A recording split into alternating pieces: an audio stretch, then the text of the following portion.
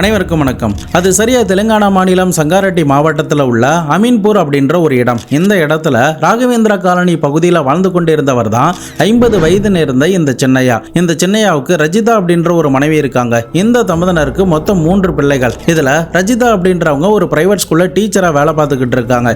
இந்த சின்னையா அதே பகுதியில் இருக்கிற ஒரு பிரைவேட் வாட்டர் சப்ளை கம்பெனியில வாட்டர் டேங்க் ட்ரக் டிரைவரா வேலை பார்த்துக்கிட்டு இருக்காரு. கிடைக்கிற கொஞ்சம் வருமானத்துல இந்த தம்பதியினர் சந்தோஷமா தான் தங்களுடைய பிள்ளைகள் கூட அந்த வீட்டில் வாழ்ந்துகிட்டு வராங்க.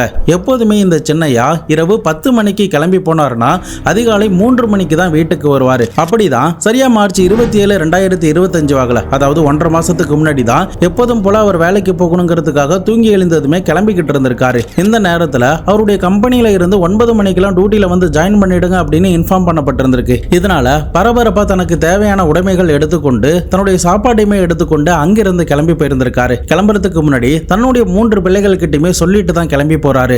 ஆனா அதுதான் தன்னுடைய பிள்ளைகளை பார்க்க போற கடைசி தினம் அப்படிங்கிறது அன்றைய நாள் அவருக்கு தெரியாமலே போயிருந்திருக்கு. அன்றைய நாள் இரவு நேரத்தில் அந்த குழந்தைகள், அந்த மனைவின்னு எல்லாருமே தயிர் சாதம் சாப்பிட்டு இருந்திருக்காங்க. அதே சமயம் வேலைக்கு போற இந்த சின்னையாவுக்கு டால் சாதம் கொடுக்கப்பட்டிருந்திருக்கு. சின்னையா தன்னுடைய வேலைகள்லாம் முடிந்ததுக்கு பிறகு எப்போதும் போல அதிகாலை 3:30 மணிக்கு தன்னுடைய வீட்டுடைய டோரை வந்து தட்டியிருக்காரு. அந்த நேரத்தில் அவருடைய மனைவியான ரஜிதா பயங்கர வயிற்று வலியோட அந்த டோரை வந்து திறந்திருக்காங்க. எனக்கு நைட்டு சாப்பிட்டது என்னமோ ஆயிடுச்சுங்க, எனக்கு ஃபுட் பாய்சன் மாதிரி இருக்கு, பயங்கரமா எனக்கு வயிறு வலிக்குது, மயக்க வர மாதிரி இருக்கு அப்படின்னு அந்த வலியில அவங்க துடிச்சுக்கிட்டு இருக்காங்க, ரொம்பவே கத்திக்கிட்டு இருக்காங்க. அதே சமயம் நம்முடைய குழந்தைகளுக்கு என்ன ஆச்சு அப்படின்னு சொல்லி கேட்கும்போது அவங்களுமே படுத்த படுக்கையா கிடக்குறாங்க, சுயநினைவு இல்லாம கிடக்குறாங்க, சீக்கிரம் அவங்கள போய் என்னன்னு பாருங்க அப்படின்ற மாதிரி சொல்றாங்க. இதனால பதறி அடித்தபடி சின்னையா தன்னுடைய குழந்தைகளுடைய ரூமை போய் பார்க்கும்போது அவங்க கிட்ட இருந்தும் எந்த ஒரு அசைவுமே இல்லாம போகுது. இதனால அவசரமா வீட்டை விட்டு வெளியில ஓடி வந்து பக்கத்து வீட்டுக்காரருடைய டோரை வேக வேகமா தட்டி அவங்கள தூக்கத்துல இருந்து எழுப்பி இருந்திருக்காரு. கொஞ்ச நேரத்திலே பக்கத்து வீட்டுக்காரரும் வந்து நிலைமையை புரிஞ்சு கொண்டு வழியில துடிச்சுக்கிட்டு இருக்கிற இந்த ரஜிதாவை தன்னுடைய கார்ல அழைத்து கொண்டு பக்கத்தில் இருக்கிற ஹாஸ்பிட்டல்ல அட்மிட் பண்ணி இருந்திருக்காங்க.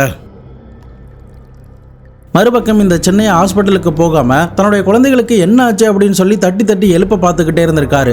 அப்பவுமே அவங்க கிட்ட இருந்து எந்த ஒரு ரெஸ்பான்ஸுமே இல்லாததுனால இமிடியேட்டா 3 குழந்தைகளையுமே பக்கத்தில் இருக்கிற காந்தி ஹாஸ்பிட்டலுக்கு அழைச்சிட்டு போயிருந்திருக்காங்க.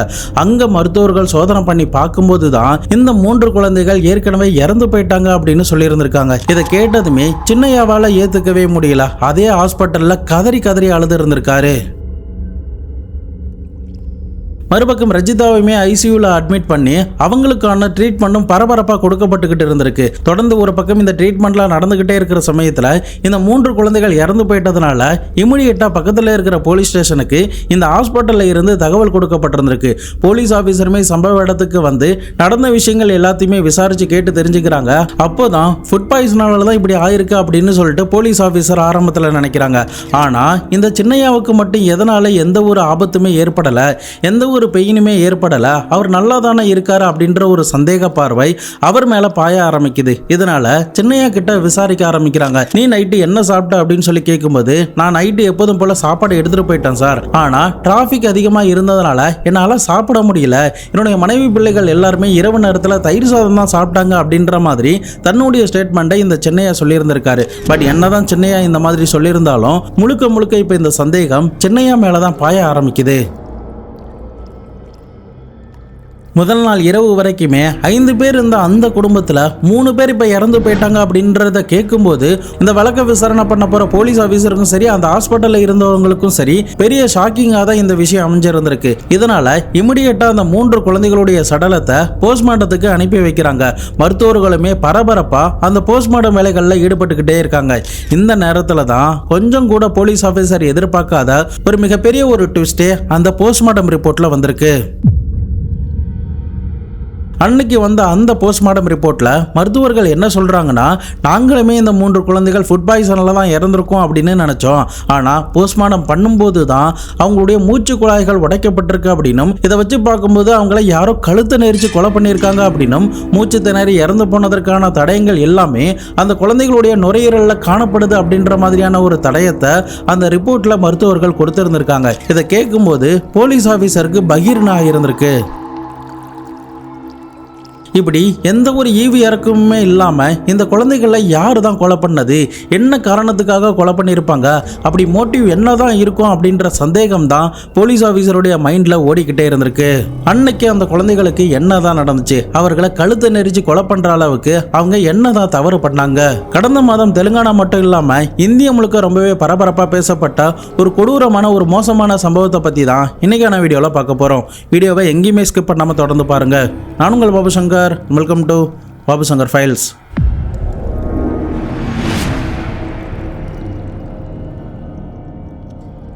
யூடியூப்ல உங்களுக்கு நோட்டிஃபிகேஷன் வரலன்னா நம்ம சேனலுக்காக உருவாக்கப்பட்ட டெலிகிராம் சேனல், வாட்ஸ்அப் சேனலில் ஜாயின் பண்ணிக்கோங்க. இங்கே வீடியோ ரிலீஸ் ஆனதுமே நாங்கள் அப்டேட் கொடுத்துருவோம். ஸோ எந்த வீடியோவுமே நீங்கள் மிஸ் பண்ணாமல் பார்க்கலாம். லிங்க் டிஸ்கிரிப்ஷனில் இருக்குது, வேணுங்கிறவங்க செக் பண்ணி பார்த்துக்கோங்க. வீடியோஸ்லாம் பிடிச்சிருந்ததுன்னா மறக்காமல் லைக் பண்ணி பாருங்கள், அதுதான் எங்களுக்கு பெரிய ஒரு சப்போர்ட்டிவாக இருக்கும்.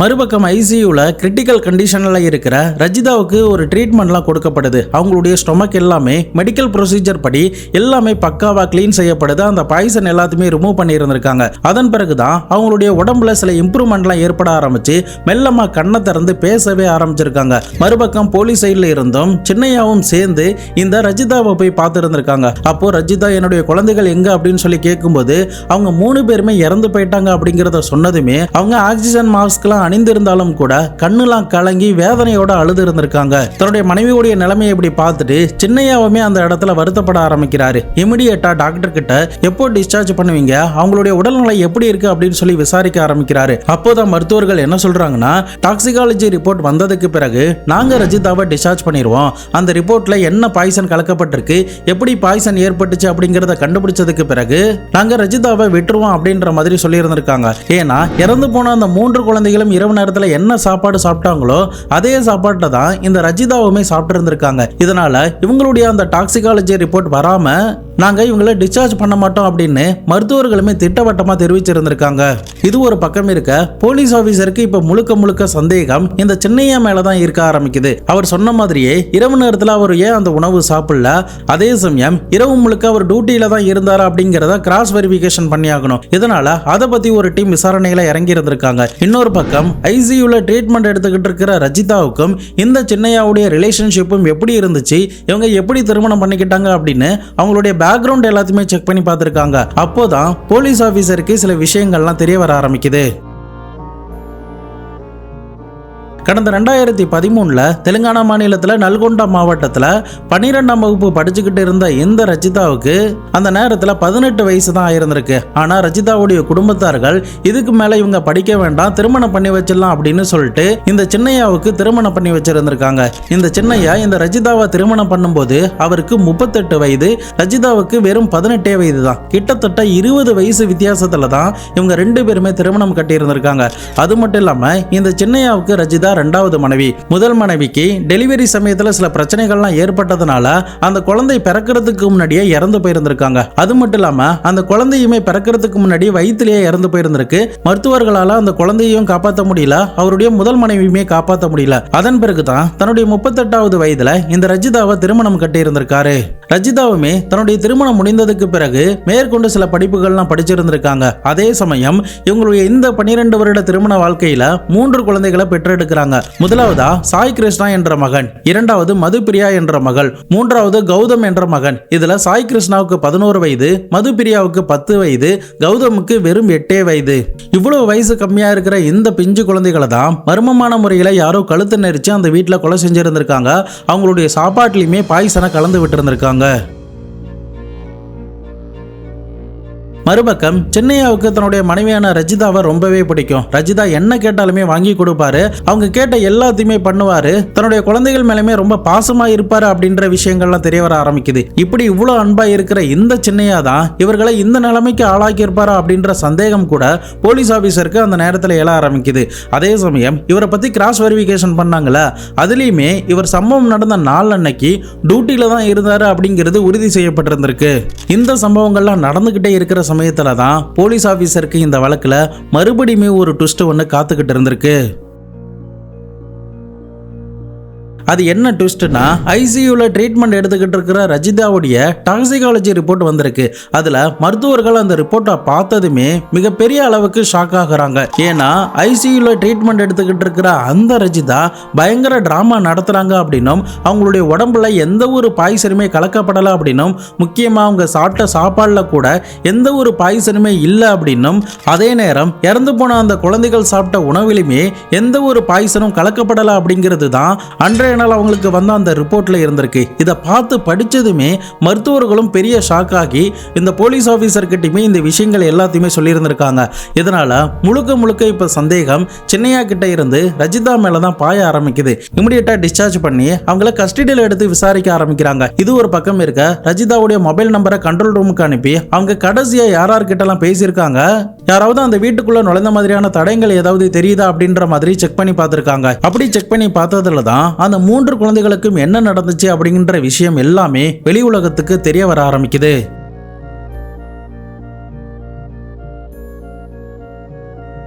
போலீஸ் ஆஃபீஸர் ரஜிதாவுடைய மொபைலை செக் பண்ணி பார்த்ததுல அவங்க 6 மாத காலமா ஒரு நம்பருக்கு மட்டும் அடிக்கடி கால் பேசுறது, மெசேஜ் பண்றது, அதுவும் அந்த மெசேஜ் எல்லாமே இன்டிமேட்டா இருக்கிறது அப்படின்னு, ஒரு சீக்ரெட் ரிலேஷன்ஷிப்குள்ள அவங்க இருக்காங்க அப்படின்ற மாதிரியான பாவனைகள் எல்லாமே அந்த தடயங்கள் மூலியமா தெரிய வர ஆரம்பிக்குது. இதனால ஆப்போசிட்ல எந்த ஆள் கிட்ட பேசுறாங்க அப்படிங்கறத செக் பண்ணி பார்த்ததுல நல்கொண்டா பகுதியில் ஒரு பிரைவேட் கம்பெனியில வேலை பார்த்துக்கிட்டு இருக்கிற சிவகுமார் அப்படின்ற ஒருத்தர் கிட்ட தான் இவங்க பேசிக்கிட்டு வராங்க அப்படிங்கிறது தெரிய வருது. இதனால ரஜிதா கிட்ட துருவி யாரு என்ன அப்படின்னு சொல்லி விசாரணை பண்ணும்போது தான் அன்னைக்கு நடந்த விஷயம், அந்த பையன் யாரு அப்படின்ற முதற்கொண்டு எல்லா டீட்டெயிலுமே புட்டு அவங்க வச்சிருந்திருக்காங்க.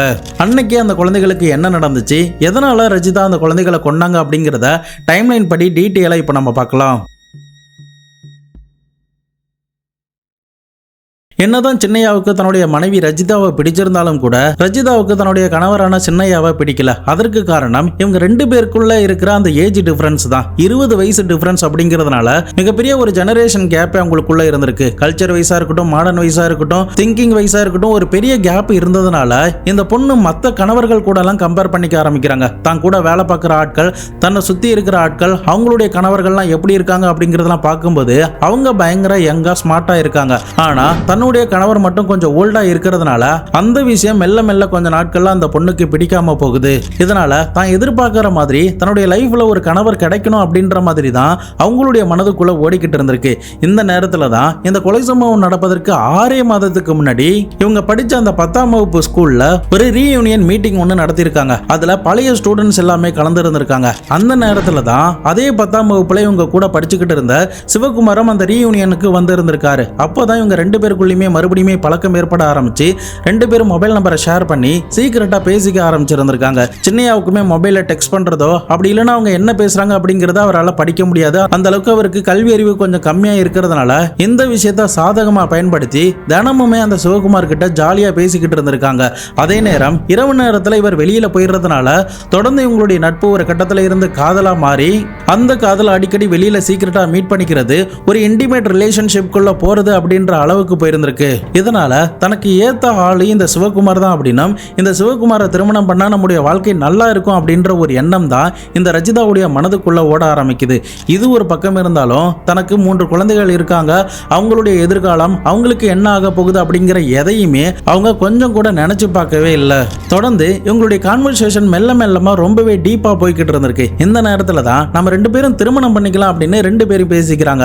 ஆனா சிவகுமார் என்ன சொல்றான்னா, என்னுடைய தங்கச்சி திருமணம் முடிஞ்சதுக்கு பிறகு நாம 2 பேரும் திருமணம் பண்ணிக்கலாம். ஆனா நான் லவ் பண்றது ஒன்ன மட்டும்தான், உன்னுடைய குழந்தைகள்லாம் கிடையாது. அதனால நீ மட்டும் வந்தா மட்டும்தான் இந்த திருமணம் நடக்கும் அப்படின்ற மாதிரி சொல்லி இருந்திருக்கா. இந்த விஷயம் இந்த ரஜிதாவுடைய மனதுக்குள்ள ஆழமா பதிஞ்சிருந்திருக்கு. இதனால அந்த குழந்தைகளை என்ன பண்றது அப்படின்னு சொல்லி யோசிக்கும் போதுதான் அவங்கள கழுத்தை நெரிச்சு கொலை பண்ணிட்டு ஃபுட் பாய்சன் ஆயிட்டா அப்படின்ற மாதிரி ஒரு டிராமா நடத்திடலாம் அப்படின்ற ஒரு எண்ணம் இவளுடைய மனதுக்குள்ள தோண ஆரம்பிக்குது. இதை பத்தி அந்த சிவகுமார் கிட்ட சொன்னாலுமே அவனுமே இதை பத்தி பெருசா கண்டுக்காம நீ என்ன வேணாலும் பண்ணு, எனக்கு நீ மட்டும் வந்தா போதும் அப்படின்ற மாதிரி சொல்லி இருந்திருக்கான். இதனால தான் தன்னுடைய கணவர் எப்போதும் போல மார்ச் 27ஆம் தேதி இரவு நேரத்தில் வெளியில போனதுக்கு பிறகு தன்னுடைய குழந்தைகள் எல்லாருக்கும் சாப்பாடு கொடுத்துட்டு அவர்கள் ரூம்ல தூங்க வச்சிருந்திருக்காங்க. அதன் பிறகு ஒரு பெரிய டவலை எடுத்து தன்னுடைய மூத்த மகன், அடுத்ததா மகள், அடுத்ததா இளைய மகன் அப்படின்னு 3 பேரையுமே வரிசையா கழுத்தை நெரிச்சு துடிக்க கொஞ்சம் கூட ஈவு இறக்கமே இல்லாம அந்த பிஞ்சு குழந்தைகளை இந்த ராட்சசி கொலை பண்ணி இருந்திருக்கா. அதன் பிறகு தன்னுடைய கணவர் எப்போ வருவார் அப்படிங்கிற வரைக்கும் காத்திருந்து சரியா 3:30 மணிக்கு அவர் டோரை தட்டினதுமே தனக்கு வயிறு வலி இருக்கு அப்படின்ற மாதிரி பயங்கர டிராமாலாம் நடத்தி கத்தி கதறி ஒரு பெரிய நடிப்பையை போட்டு ஹாஸ்பிட்டல்ல ஐசியூல அட்மிட் ஆயிருந்திருக்கா. அங்கேயுமே மருத்துவர்களை ஏமாத்துற மாதிரி பல டிராமா எல்லாமே பண்ணி இருந்திருக்கா. இறுதியா அந்த டாக்ஸிகாலஜி ரிப்போர்ட் மூலியமா தான் இவ போலீஸ் கிட்டயே மாட்டி இருந்திருக்கா. அதெல்லாம் சரி, உன்னுடைய குழந்தைகளை மட்டும் ஏன் கொலை பண்ண, உன்னுடைய கணவரை ஏன் விட்டுட்ட அப்படின்னு சொல்லி கேட்கும்போது, நான் அதுக்காக தான் காத்துக்கிட்டு இருந்தேன் சார். அவர் இரவு நேரத்தில் வெளியில் போயிடுவார். அந்த நேரத்தில் நாங்கள் 2 பேரும் ஜாலியாக தான் இருப்போம். ஆனால் சரியான சந்தர்ப்பம் கிடைக்கும் போது அவரையுமே போட்டு தள்ளணும் அப்படிங்கிறது தான் என்னுடைய பிளான் அப்படின்ற மாதிரி ஒரு ஸ்டேட்மெண்ட்டை கொடுத்துருந்துருக்கா. இந்த ஸ்டேட்மெண்ட்டை சின்னையா பின் நாட்களில் கேட்கும்போது அவர் கொஞ்சம் கூட தன்னுடைய மனைவி இப்படி சொல்வா அப்படிங்கிறத நினச்சி கூட பார்க்கல. ஏன்னா அந்த அளவுக்கான ஒரு நம்பிக்கையை தான் தன்னுடைய மனைவி மேலே இவர் வச்சிருந்திருக்காரு. மேற்கொண்ட போலீஸ் ஆஃபீஸர் என்ன கேட்டிருக்காங்கன்னா, நீ இந்த மாதிரி இந்த பிஞ்சு குழந்தைகளை கொலை பண்றதுக்கு பதிலா நீ விவாகரத்து வாங்கிட்டு போயிருந்திருக்கலாமே, ஏன் அவங்கள கொலை பண்ண, அவங்க என்ன பாவம் பண்ணாங்க அப்படின்னு சொல்லி கேட்கும்போது, இந்தியாவில் விவாகரத்து வாங்குறது சாதாரணமான ஒரு விஷயம் கிடையாது. டிவோர்ஸ் கிடைக்கிறதே ஒரு பெரிய ப்ராசஸா இருக்கும். அதுக்கு ரொம்ப நாட்கள் ஆகும். அதனால இவங்க எல்லாருமே போட்டு தள்ளிட்டா சீக்கிரமாவே நான் சிவகுமாரை கல்யாணம் பண்ணிடலாம் அப்படின்னு நினைச்சேன். அதுக்காக தான் இப்படி ஒரு திட்டத்தில் இறங்கினா அப்படின்னு தன்னுடைய அந்த கொடூர ஸ்டேட்மெண்ட்டை இவ சொல்லி இருந்திருக்கா. பின் நாட்களில் சின்னையா இந்த ஸ்டேட்மெண்ட் எல்லாத்தையுமே கேட்கும்போது ரொம்பவே வேதனைப்பட்டிருந்திருக்காரு. தன்னுடைய ஆசை மனைவியே தன்னுடைய பிள்ளைகளை எப்படி பண்ணுவா அப்படிங்கிறத அவர் எந்த இடத்துலையுமே நினைச்சு கூட பார்க்கல. துளி கூட தன்னுடைய மனைவி மேல எந்த இடத்துலையுமே அவர் சந்தேகப்படவே இல்லை அப்படின்னும் முழுக்க அதாவது அந்த கொலை சம்பவம் நடக்கிற அன்னைக்கு வரைக்கும் கூட நான் அவன் மேல ரொம்பவே பிரியமா தான் இருந்தேன் அப்படின்ற மாதிரி தான் அவர் சில பேட்டிகள்ல சொல்லி இருந்திருக்காரு. தற்போதைக்கு இந்த சிவகுமார் மற்றும் ரஜிதாவை சிறையில் அடைச்சிருந்திருக்காங்க. இந்த வழக்கு நடந்துகிட்டு இருக்கிறதுனால என்ன தண்டனை வருங்காலத்தில் கிடைக்க போகுது அப்படிங்கிறத பொறுத்து இருந்து நம்ம பார்க்கலாம். கொலை செய்யப்பட்ட அந்த 3 பிஞ்சு குழந்தைகளையுமே தங்களுக்கு சொந்தமான ஒரு இடத்திலேயே இந்த குடும்பத்தார்கள் புதைச்சி இருந்திருக்காங்க. அதே நேரம் எனக்கு இனிமே யாரு இருக்கா, நான் இனிமே வாழ்ந்து என்ன பண்ண போறேன் அப்படின்னு இந்த சின்னையா வருத்தத்தோட அந்த கிராமத்தில் தற்போதைக்கு வாழ்ந்துகிட்டு இருக்காரு. ரஜிதாவுடைய ஃபேமிலி சைட்லயுமே அந்த பொண்ணுக்கு ஒரு தெளிவு வரத்துக்குள்ளேயே திருமணம் பண்ணி வச்சிருந்திருக்காங்க. தேவையில்லாத இந்த கம்பேரிசன்னால அந்த பொண்ணுடைய மனது எல்லாமே மொத்தமா மாறி இப்படிப்பட்ட ஒரு சூழலுக்கு தள்ளப்பட்டிருக்கான்னு கூட சொல்லலாம். பட் என்னதான் இவ இப்படி மாறி இருந்தாலும் அதுக்காக அந்த பிஞ்சு குழந்தைகளை எந்தவித தவறுமே பண்ணாத, நல்லது கெட்டதுன்னு எந்த ஒரு விவரமுமே தெரியாத அந்த பிஞ்சு குழந்தைகளை அநியாயமா கொலை பண்ணதை எந்த விதத்திலுமே மன்னிக்கவே முடியாது. ஒரு மனிதனுடைய தேவையில்லாத சீக்ரெட் லைஃப் அவனுடைய வாழ்க்கையில எவ்வளவு பெரிய பிரச்சனையை கொடுக்கும், அந்த ரிலேஷன்ஷிப் ஒருத்தனை எந்த அளவுக்கு எந்த எக்ஸ்ட்ரீமுக்கு வேணாலும் போக வைக்கும் அப்படிங்கிறத நிச்சயமா இவர்களுடைய சம்பவத்தின் மூலியமா நம்மளால தெரிஞ்சுக்க முடியும். நீங்க இந்த ரஜிதாவுக்கு என்ன தண்டனை கொடுப்பீங்க அப்படிங்கிறதையும், இந்த ரஜிதாவை பத்தி என்ன நினைக்கிறீங்க அப்படிங்கிறதையும் மறக்காம கமெண்ட் பாக்ஸ்ல சொல்லுங்க. இதை பத்தி உங்களுடைய நண்பர்களும் தெரிஞ்சுக்கணும்னு நினைச்சீங்கன்னா அவர்களுக்கும் ஷேர் பண்ணி விடுங்க. நாளை மறுநாள் வேற ஒரு கிரைம் கேஸோட வேற ஒரு வீடியோல உங்களை சந்திக்கிறேன். அது வரைக்கும் உங்களிடமிருந்து விடைபெறுவது உங்கள் பாபுசங்கர்.